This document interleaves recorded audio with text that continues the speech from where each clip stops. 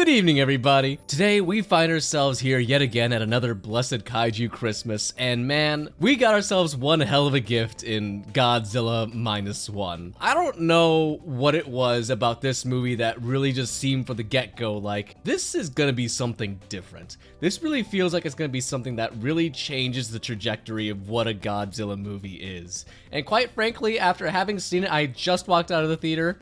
Yeah.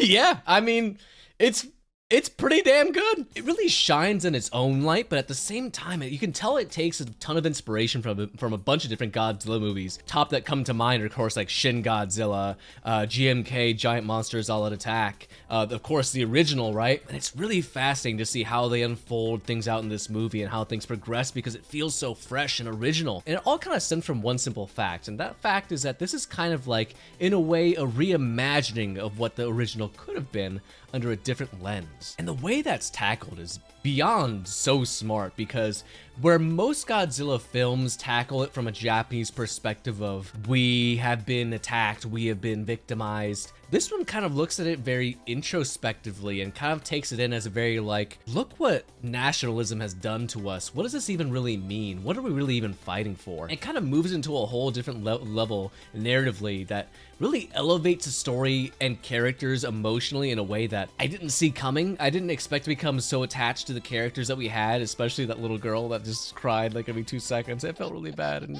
you know. Okay, let's talk about the main course, right? Let's go ahead and get this out of the way. Godzilla in this movie is fantastic. There is no doubt in my mind that this is one of the top five representations of Godzilla in film, just for the simple fact that he feels threatening, terrifying, menacing, and minor spoiler for those of you that haven't seen it, right? But he initially starts out as this like T-Rex creature that at first when I saw, my first thoughts were like, I don't know if I'm really into that. But then we kind of get into the whole nuclear radiation thing with Bikini Atoll, kind of tying it back into its original origins. And then we get the true Godzilla, this colossal creature that doesn't really feel like it needs, like, you know, every other Godzilla needs to have like a measurement to it to make it feel like it's enormous and colossal and powerful. This one doesn't. This one just feels that way. Every step it takes is earth-shattering. Every breath it takes has like a rumble to it. It's fantastic how much they were able to like bring this creature to life. And what it simply is here is just kind of this monster. It's not something that you break down with science. It's not this thing that can be explained.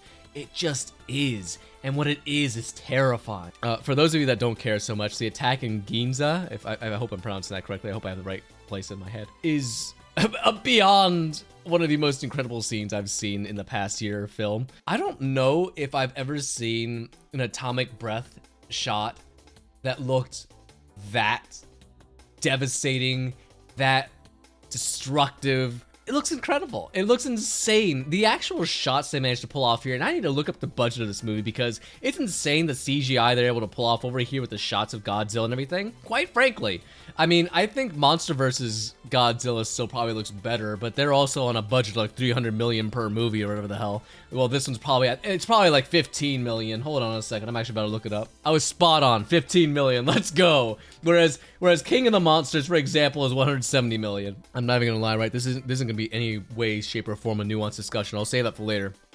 I guarantee I'll be talking about this film more in depth later because it really does deserve that analysis. It really does deserve that deep dive that, you know, there's a lot more to it, and there's not too much I want to talk about just because there's a lot of spoilers that I feel like you really should experience for yourself. This is like a really good blend to me of like popcorn film and like action film, because you have those moments of like comedy and these like there's a lot of moments that actually made me laugh in this movie that's not very common. Like if I'm looking at the Monsterverse movies, those usually make me cringe more than anything else, quite frankly, when it comes to the comedy. But the action here is on par with what you'd see on a Monsterverse movie, but with the drama that you'd expect to see in like the Millennium era of the Godzilla movies. It's all fused in so well. By the way, OST, fantastic stuff. I am amazed that not this many, I mean, everyone puts in the classic Godzilla theme, right? I'm amazed that not that many movies recently have decided to put in the Godzilla versus Kong, or I guess Kong versus Godzilla.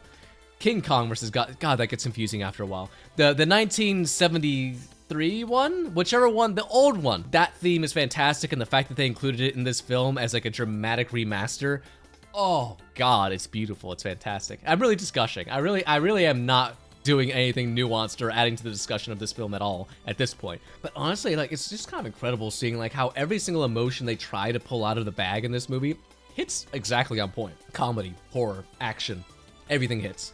It really doesn't miss a beat. And I will say this, right? It's not a perfect movie by any means. I think a lot of people are kind of saying it's a masterpiece, and I mean, I wouldn't say it's not in terms of like what a Godzilla movie is. In terms of what Godzilla has been able to present us, it's up there again. It's one of the top ones. I'm gonna watch it again. I'm gonna have to debate with myself whether it might be like on par with Shin Godzilla. I'm gonna have to watch it again. And I probably will, if you can catch us in a theater, for the love of God, this is a great theater to watch.